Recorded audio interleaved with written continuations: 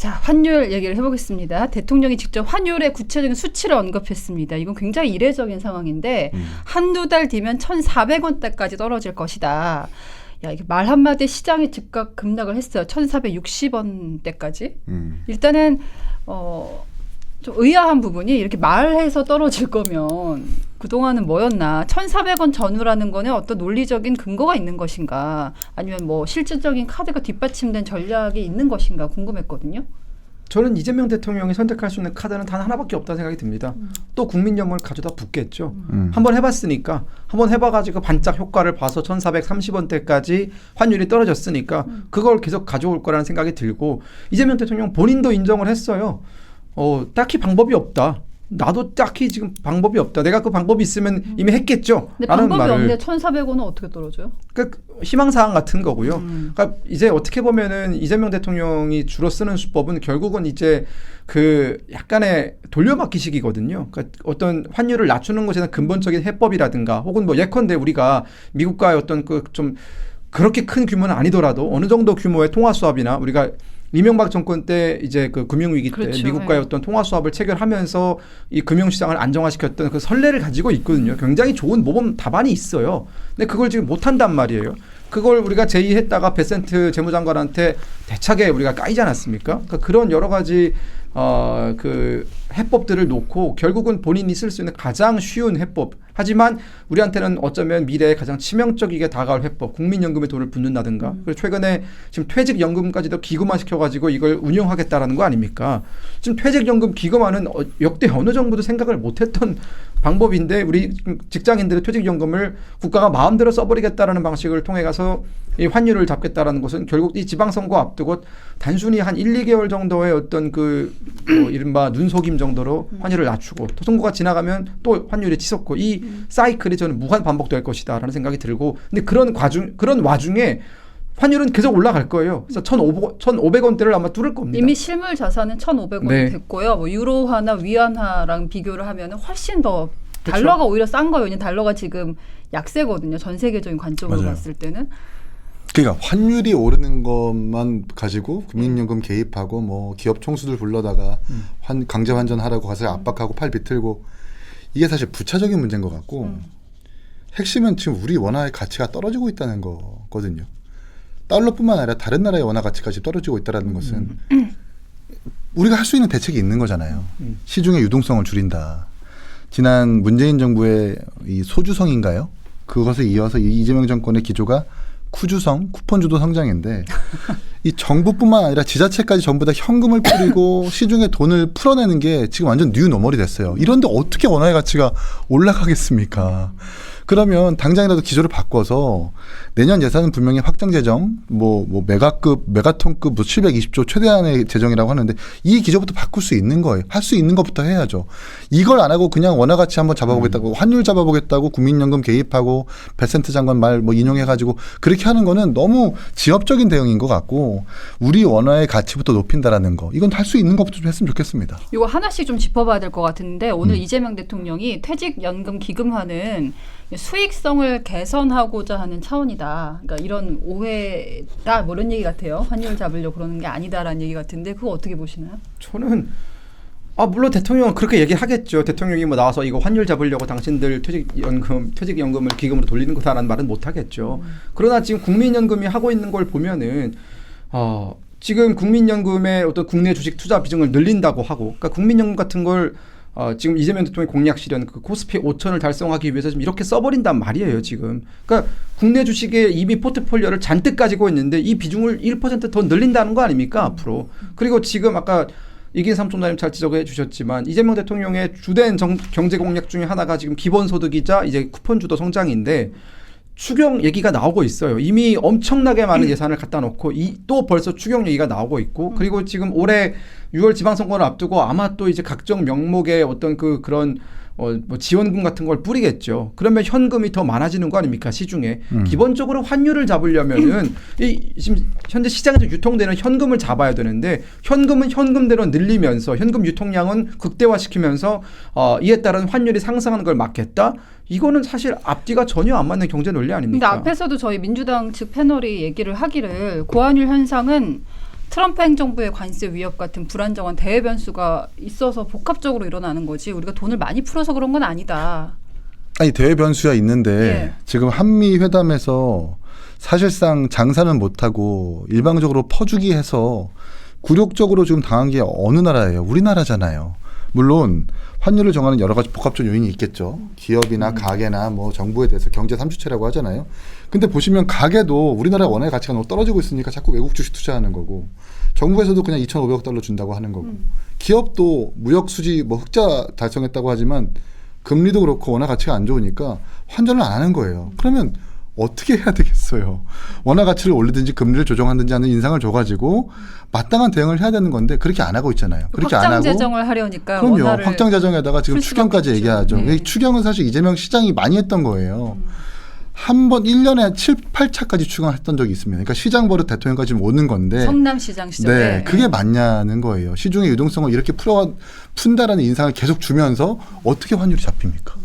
말이 안 되는 거죠. 그러니까 이게 추경이라는 건 결국은 우리가 책정된 예산보다 더 많은 걸 끌어온다라는 건데 그러면 국가의 부채들은 또 올라가는 겁니다. 지금 윤석열 정부 때 우리가 간신히 어떻게 긴축 조정을 해가지고 국가의 부채, GDP 대비 부채 비율도 많이 낮췄거든요. 근데 이재명 정부 들어서 가지고 굉장히 치솟고 있어요. 그러니까 문재인 정부 때 거의 47%까지 가지 않았습니까? 우리가 이걸 윤석열 정부가 어떻게든 낮추려고 노력을 하면서 뭐 이른바 그 R&R 그 이제 그 R&D 예산도 깎고 이러면서 정말 많은 공격을 받았단 말이에요. 하지만 그 예산을 깎을 수밖에 없었던 이유 중에 하나가 이대로 방만 재정으로 흘러가다가는 나라의 빚이 GDP보다 더 높아지겠다. 이러면 진짜 감당할 수 없는 빚더미에 나라가 올라앉게 될 텐데 그 부담은 미래 세대가 다 질 테니까 욕을 먹더라도 긴축 재정을 해서 이 재정 건전성을 좀 강화시켜야겠다라는 생각으로 많은 재정을 줄였거든요. 실제로 경기가 많이 얼어붙고 그렇죠. 그때 뭐 그러긴 했었어요. 네, 그러니까 그거에 대한 비판. 근데 사실은 일정 부분 경기가 얼어붙는다 하더라도 국가가 가지고 있는 빚을 줄이는 건 정말 중요했거든요. 왜냐하면 본인의 지지율을 올리겠다고 혹은 반짝의 경기를 부흥시키겠다고 있는 돈 없는 돈 다 때려붓고 이걸 다 국가의 어떤 그 채무로 돌리게 되면은 나중에 그건 다 누가 감당합니까? 문재인 전 대통령의 국가 빚이 문재인 전 대통령 시절에 굉장히 많이 올랐는데 그렇죠. 역대 사상 최고로 네. 올랐는데 지금 이재명 대통령 추경 예산안을 보면은 더 늘어날 걸로 그걸 보인단 뛰어넘을 말이에요. 거라고 다 예상을 하고 있죠. 근데 이게 가뿐히 뛰어넘을 환율이랑 거다. 관계가 없느냐. 관계가 있죠. 아니, GDP 기준 부채 비율이 지금 50%가 넘어요, 우리나라. 그렇죠. 네. 네. 뉴 노멀이다. 문재인 정부 때는 GDP 기준 부채 비율이 40%만 네. 넘어가도 국가가 망한다고 했어요. 예. 그리고 환율이 이재명 당 대표 당시에 1,400원대가 되면 경제 위기다라고 진단을 했어요. 그리고 1,410원일 때 국민들의 재산 7%씩 날아가고 있는데 어떻게 가만히 뭐 잠이 오냐 이런 식으로 윤석열 정부를 지적했잖아요. 근데 1,480원이잖아요. 이거 계엄 때 환율이에요. 계엄 환율이에요. 그러니까 매일 지금 계엄하고 있는 겁니다. 우리. 지금 계엄인 그래서 거예요. 저희가 객관성을 유지하기 위해서 댓글을 하나 읽어드리면 아까 제가 놓쳤는데 그러니까 윤석열 정부 때 얼마였죠? 1,400? 그러니까 막판이 예. 거의 1,410원이었고 1400. 1,300원대를 유지했죠. 예, 뭐 계엄 때 최악이었을 때 1,400원 1,410원. 네. 근데 그때 코스피가 상대적으로 2,000대였죠. 그렇죠. 2,300 정도 됐던 것 같아요. 맞습니다. 근데 지금 그래도 여론이 좋다고 하는 부분은 코스피. 주식 시장이 잘 나가고 있단 말이에요. 그러니까 그때보다 지금이 난 거 아니냐. 환율은 비슷한데 코스피가 훨씬 좋지 않느냐. 코스피도 오르는데 원화 가치가 떨어져요. 그럼 도대체 뭐가 좋은 거예요? 그 우리나라 코스피도 오르고 환율도 오르고 부동산도 올라요. 이게 뭐가 좋은 거예요, 도대체? 그러니까 코스피도 코스피만 볼 게 아니라 기본적인 성장 그래프가 어떻게 그려지는가를 봐야 되는데 우리나라 지금 경제 성장 그래프는 완벽한 K자형을 그리고 있어요. 양극화. 그렇죠. 그러니까 지금 반도체의 지금 초사이클, 슈퍼사이클 아닙니까 지금. 그러니까 예를 들어 그 하이닉스라든가 삼성이라든가 이런 반도체 혹은 그 관련된 뭐 1차, 2차, 3차 업체들은 사실은 주가가 오르고 있어요. 근데 그게 지금 상향하고 있거든요. 꽤 많이 상향했다는 보고가 있었어요. 근데 반면에 가계부채라든가 혹은 이제 그 비제조 관련된 부분들은 지금 계속적으로 하향 곡선을 그리고 있습니다. 그래서 얼마 전에 덴마크 그 제가 이름이 기억 안 나는데 신용 관련된 그 국제적인 그 회사에서 발표한 자료가 대한민국이 좀 철저하게 K자 그래프를 그리고 있다. 근데 이게 굉장히 위험하다라는 거예요. 그리고 우리나라가 지금 해외에 보유하고 있는 그 자산들이 대부분 유동성이 큰 자산에 투자를 하고 있다라는 거예요. 그러니까 굉장히 리스크가 큰 이게 환율에 영향을 받을 수밖에 없는 게 우리가 지금 외화를 가지고 보유하고 있는 해외 자산들이 뭐 선물 옵션이라든가 이런 거다 보니까 이게 옵션이라는 게 결국은 어떤 때는 뛸 때도 있고 어떤 때는 깔아앉을 때 있잖아요. 여기에 따라서 우리가 가진 자산이 늘어날 때도 있고 줄어들 때도 있다라는 거예요. 근데 이 규모가 우리나라 외환시장 규모보다 지금 25배 정도 된다고 합니다. 그러니까 외환시장보다 규모가 이렇게 큰 유동성 자산을 가지고 있으면 당연히 외환시장이 흔들릴 수밖에 없는 거죠. 그러니까 이런 것들을 조정을 해야 되는데 이재명 정부는 워낙 경제적으로 무능하다 보니까 못하고 있는 겁니다. 이거에 대해서. 그러니까 저평가된 코스피가 제자리를 찾는다라는 점은 긍정적으로 평가할 수 있겠죠. 근데 우리가 당장 삼성전자를 예를 들어보면 뭐 14만 전자 얘기하잖아요. 14만 전자일 때 지금 환율이 1,480원이에요. 그러면 한 주당 가치, 그 가치와 예전 1,300원일 그래 2021년 정도일 때 삼성전자의 그 주가가 한 9만 10만 정도 됐는데 그때 환율이 1,000원대였었거든요. 그 한 주당 가치를 비교해 보면 그렇게 오른 것도 아니거든요, 사실은. 나스닥이 한 100% 더 이상 오를 때 이 정도의 환율을 반영하면 그렇게 크게 오른 것이 아니기 때문에 만약 그 수치적으로 코스피가 오른다고 해서 좋아할 것은 아니다. 원화의 가치를 높이고 같이 또 부동산도 안정적으로 하는 그런 종합적인 대책을 빨리 마련해야죠. 일각에선 이런 얘기도 해요. 오늘 그 이재명 대통령이 그 부동산도 1주택자도 오래 산다고 해서 왜 세금을 깎아줘야 되느냐 이런 발언을 하기도 했어요. 근데 지금 많은 경제 정책들을 보면은 비트코인도 22% 이제 세금 걷겠다고 하고 네. 부동산도 사실상 지금 현장에서는 이사를 못 가는 거의 그런 정도로 규제가 굉장히 세게 들어왔거든요. 세죠. 그러니까 돈이 갈 수 있는 데가 주식시장밖에 없는 거예요. 지금 현재. 그래서 이재명 대통령도 스스로가 이게 지지율하고 코스피가 수치상으로 연동된다고. 직결되고 있다고 판단하는 게 아닌가라고 보이거든요. 환율은 거의 어려운 상황이고. 코스피 5천이라는 그 공약을 내걸었을 때 사실 저는 이게 굉장히 비현실적이라는 생각이 들었어요. 왜냐하면 안정적으로 코스피를 올리는 게 중요하고 그리고 균형 발전이라든가 혹은 아까 말씀드린 것처럼 비인기 종목들도 이제 혹은 이제 어떻게 보면은 좀 숨겨져 있는 우량주 같은 것들도 같이 올라가야 이게 건강한 코스피인 거잖아요. 근데 지금 대한민국의 코스피 5천 지금 거의 뭐 4천 뭐 900까지 갔나요? 맞죠. 예. 그게 저는 도저히 건강해 보이지 않고 여기다가 지금 국민연금이 얼마나 많은 돈을 쏟아부었는지도 우리가 가늠을 하기가 어려운 상황이고 지금 국민연금이 포트폴리오를 보면은 여기 더 늘린다고 지금 하고 있고 최근에 국민연금이 그런 회사들 만나가 더 늘린다고 지금 발표를 했단 말이에요 이미. 그러면 사실상 이 돈이 과연 정말 기업이 그 제대로 평가를 받아서 혹은 한국의 경제 성장에 대한 전망치가 높아서 여기에 사람들이 기대를 하고 들어오는 것들이냐 아니면 이게 굉장히 어떻게 보면 기형화된 그런 구조이냐라고 해서 저는 후자에 더 가깝다고 봐요. 예를 들어 추측입니다만은 국민연금 그 재단 이사장이 최근에 측근으로 바뀌었다는 얘기가 있었잖아요. 네네.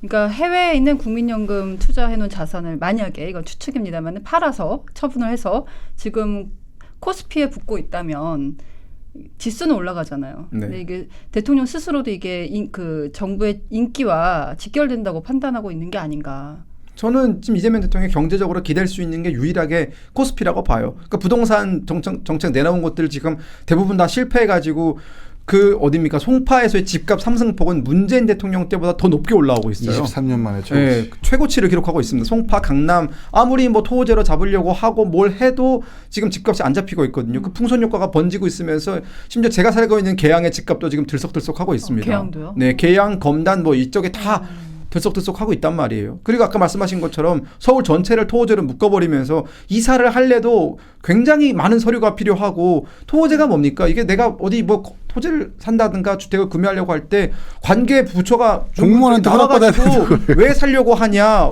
이사하는 어떻게 이유가 전화해? 뭐냐 이거 다 꼬치꼬치 캐묻는다는 거 아니에요? 그러니까 우리 거주 이전의 자유가 지금 제한되고 있단 말이에요. 그러니까 이런 부분에 대해서 지금 관리가 안 되고 있으니까 결국은 외칠 수 있는 게 코스피 5점밖에 없는 거예요. 지금 다 얼음땡 상황에 이사도 그러니까 못 가고 팔지도 코스피의 못하고. 상승세와 지지율의 상승세를 연동해서 생각한다면 네. 그건 대단한 오류다 진짜. 그러니까 오래 살았다고 해서 세금을 왜 깎아줘야 된다고 얘기가 나오면 그러니까 죽이니까 부동산 투자 묶어 죽이니까. 비트코인 묶어 네. 그래서 돈을 투입하지 못하게 하고 자동적으로 주식으로 가게 한다면 그게 어떻게 국정이에요. 그건 주식 리딩방이지. 그건 말이 안 되는 거예요. 그게 맞다면. 근데 이거 나중에 이렇게 진짜 국민연금 돈을 다 쏟아부어서 코스피에 올려놨다가 주가가 떨어지게 되면 이게 경제라는 게 사실은 우리가 잘한다고 해서 우리만 올라가는 게 아니라 이 경기라는 건 사실은 세계적인 글로벌한 영향을 받는 거잖아요. 나중에 그런 위기가 왔을 때 이거 어떻게 손실분을 감당하려는지 모르겠어요. 그것도 그렇고요. 부동산 지금 너무 묶어놨거든요. 그리고 23년 만에 서울 집값이 지금 최고치 상승률인데 한 번 올라가면 집값이 다시 떨어지기가 어려워요. 저는 집값보다 더 문제가 현장에서 저는 제 나이 또래가 이사를 많이 하잖아요. 아이들 네. 학교 때문에 네. 이사가 안 돼요. 일단 세입자가 있으면 집을 팔 수도 없고 살 수도 없고 현금을 다 가지고 있어야지 된다는 거예요. 근데 경비시장 가면은 또 현금 많이 갖고 계신 분들이 싹쓸이하는 형태가 돼서 실소유자들이 이사하기 너무 힘들거든요. 그렇죠. 근데 지금 뭐 장특공도 없앤다고 하니까 뭐 분당이나 뭐 일기 신도시 같은 경우에는 거의 그냥 평균 가격이 15억 이상이 넘어요. 거의 대부분 뭐 84제곱미터 정도면. 근데 대출을 한 4억 이하로 묶어놨어요. 그렇죠. 6억 이하로 묶으면 한 9억 정도, 8억 정도의 현금을 현금이 있어야 보유해야 돼요. 된다는 건데 누가 그만큼의 결국 보유를 모든 하겠냐고요. 메시지가 주식으로 돈을 넣으라고 되는 게 아니라. 그러니까요. 근데 또 환율이 올라가니까 또 해외 주식으로 빠지고 환전을 안 하니까 그 악순환이 계속 지금 반복되고 있는 거거든요. 그러면은 1,400원대의 환율이 뉴 노멀이다라는 발언에 대해서는 어떻게 보셨습니까? 무책임한 발언이죠. 매우 무책임한 그러니까 발언. 본인 때문에 본인의 잘못된 경제 정책 때문에 이 이재명 정부가 무능해서 환율이 올라가고 있는 거에 대해서 국민들한테 우리가 잘못했습니다. 우리가 잘하겠습니다라고 얘기하는 게 아니라 어쩔 수 없습니다. 이거 뉴 노멀이니까 받아들이세요라고 하는 것은 앞으로 있게 될 이 이재명 정부의 모든 경제적인 실책에 대해서 다 이런 식으로 대응할 가능성이 높다라고 봐요. 이게 뭐 어쩌란 거예요. 그러니까 예를 들어서 얼마 전 그 기자회견에서도 그 기자회견 맞죠? 중국 갔을 때 쿠팡 뭐 중국인 예, 쿠팡 관련해서 그 관련된 지적했을 그 자료 유출한 사람이 예. 중국인 거에 대해서 중국 정부에 적절한 뭐 요구를 했냐라고 했더니 이재명 어쩌라고요? 대통령이 중국 사람인데 어쩌라고요? 라는 식으로 대응을 하면서 이걸 굉장히 희화시켰거든요. 이 문제를. 그러니까 지금도 보면 환율이 올라가고 있는 문제는 우리가 앞서 얘기하고 있는 그 수많은 이유들 때문이고 그 뒤에는 이재명 정부의 잘못된 사고방식이 있는 건데 여기에 대해서 국민들이 의문을 제기하고 이거 앞으로 이렇게 할 거냐라고 했더니 어쩌라고요? 라는 식으로 나오는 거예요. 이건 그러니까 뉴 노멀입니다. 뉴노멀이지만 번역하면은 환율 어쩌라고요? 이렇게 네, 들리셨다는 내가 할 거예요? 수 있는 게 없어요. 이런 거거든요. 아니 오늘 기자회견에서 그런 말을 했어요. 할 수 있는 게 있다면 이미 했겠죠라고. 때 대책 있으면 했겠죠. 대책 있으면 했겠죠. 그러니까 저는 그걸 보면서 대책이 없으면 내려오세요. 대책 있는 사람들이 가서 잘할 테니까 왜 감당도 안 되는 자리에 그렇게 아득바득 올라가 놓고 이렇게 나라를 망칩니까? 이런 말씀을 드리고 싶어요. 그냥 국민연금 환해지도 그렇고 기업 총수들 불러다가 강제 환전하라고 압박한 것도 그렇고 대책이 없다고 하면 그렇게 하질 말든가. 그리고 윤석열 정부 때 그 7%씩 날아간다고 했었던 그 선동에 대해서 반성을 하던가. 그렇게 해야 되는데 지금 좀 대책이 없는 거. 정말 이 정부야말로 대책이 없는 것 같고요. 분명히 이재명 대통령은 선거 때 부동산 같은 경우에도 일부러 강제로 누르고 눌러서 가격이 튀어오르는 행위는 하지 않겠다라고 하면서 이른바 보수 정부의 어떤 경제적 금융적 대책을 그대로 기조를 잇겠다라는 예고를 했었어요. 그러니까 일부 보수의 유권자도 이재명 대통령을 찍은 거란 말이에요. 근데 지금 보세요. 부동산 그냥 묶어 놓죠. 또 뭐 비트코인도 지금 과세한다고 하죠. 그냥 주식으로만 빼고 있는 거잖아요. 왜 본인이 가두리. 선거 때 예고했었던 그 기조를 왜 실현을 안 하냐고. 왜 말이 바뀌냐는 거죠. 이런 걸 지적하지 않을 수 없다. 여기에 해외 투자하는 사람들, 해외 주식에 투자하는 사람들에 대한 과세를 물리겠다라고 나오고 있단 말이에요. 지금 이미 해외 이미 과세하고 있는데 이미 과세하고 있어요. 우리는 예. 14%인가요? 내고 있단 말이에요. 네. 이미 해외 돈을 번다는 이유만으로 과세를 하고 있는데 여기에 더해서 20몇 %의 과세를 더 물리겠다라고 하는 것은 해외 투자자들의 어떤 그 심리를 압박해서 다 그 돈을 국내로 돌리겠다라는 내용 아닙니까? 그러니까 저는 이런 강제적인 경제 정책 그러면서 발생하는 여러 가지 어떤 부수적인 피해에 대해서는 나 몰라라 하는 이런 태도 정말 무책임하고 얼마 전에 이 일본 갔다 와가지고 이제 후쿠시마 포함 일본 수산물에 대한 어떤 그 수입 해제 검토한다라고 했어요. 저는 그 환영합니다 그 정책. 근데 그러면 본인들이 얼마 전에 후쿠시마 오염수 선동하면서 수많은 우리 소상공인들 그 일식집 하는 혹은 횟집 하는 소상공인들 못 살게 굴었잖아요. 그럼 그거에 대해서 사과는 해야죠.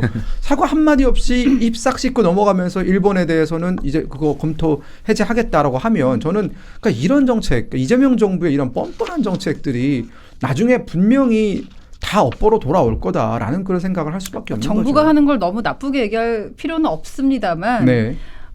책임을 지지 않는 게 어쩌면 뉴 노멀인가? 그것도 정부의 그렇고요. 뉴 노멀인가? 아니, 그러니까 우리가 그냥 마냥 비판하는 게 아니라 예. 당시 야당 대표 있을 때 이재명과 대통령 이재명이 너무 달라졌잖아요. 그래서 최근에 외교를 누군가 그런 댓글을 쓰셨던데 한미 회담에서의 이재명은 장사가 없고 한중 회담에서의 이재명은 황사가 없고 한일 회담에서의 이재명은 과거사가 없대요.